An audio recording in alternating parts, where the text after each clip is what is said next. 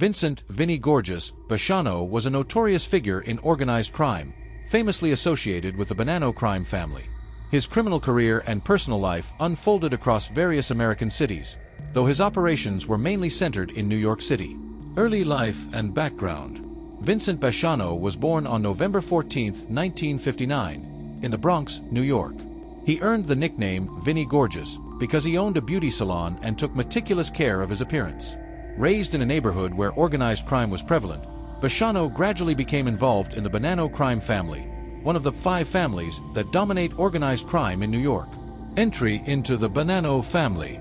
Basciano worked his way up the Basciano crime family ranks, beginning with small-time racketeering and extortion before taking on more significant roles.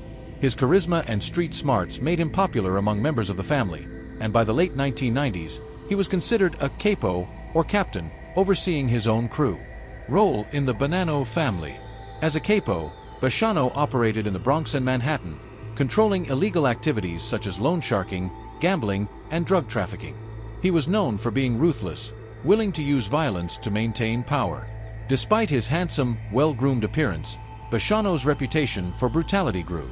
After the arrest of family boss Joseph Basciano in 2003, Basciano was promoted to acting boss of the Basciano family.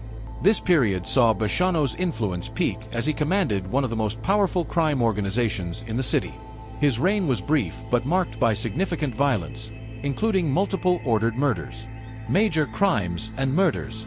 The murder of Frank Santoro, 2001, one of the most significant murders tied to Basciano was the killing of Frank Santoro, a mob associate who had allegedly threatened to kidnap Basciano's son.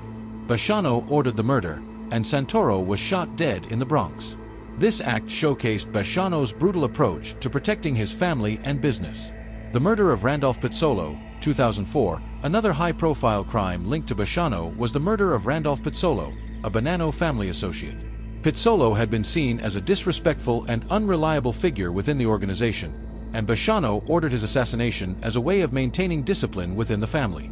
Basciano's involvement in these murders would later play a critical role in his downfall, as they were used against him during his legal battles. Downfall and trials. Basciano's downfall began in 2004 when Joseph Basciano, the longtime boss of the Basciano family, decided to cooperate with the federal government after being arrested.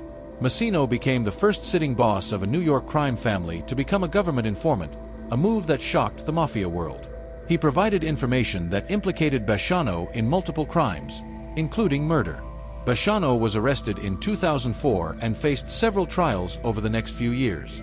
He was convicted on racketeering charges and for the murder of Frank Santoro. In 2007, he was convicted for the murder of Randolph Pizzolo, solidifying his reputation as a violent mob boss. During his trials, there were numerous revelations about his conversations with Basciano, in which Basciano was recorded discussing murders and various criminal activities. One of the most chilling pieces of evidence was a conversation in which Basciano allegedly suggested killing the federal prosecutor handling his case. Life in prison.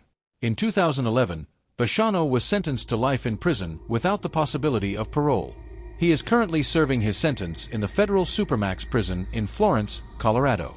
This facility houses some of the most dangerous criminals in the United States, reflecting the level of threat Basciano posed even from behind bars. Documentary and media coverage. Vinny life has been the subject of multiple documentaries and true crime shows.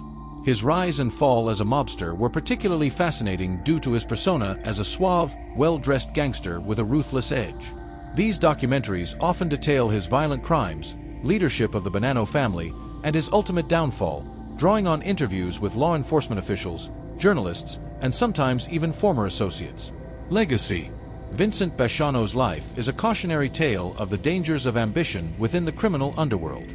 He lived a life of power and luxury, commanding respect and fear, but ultimately, like many mafia figures, he couldn't escape the law. His conviction marked another chapter in the long history of the FBI's success in dismantling New York's organized crime families.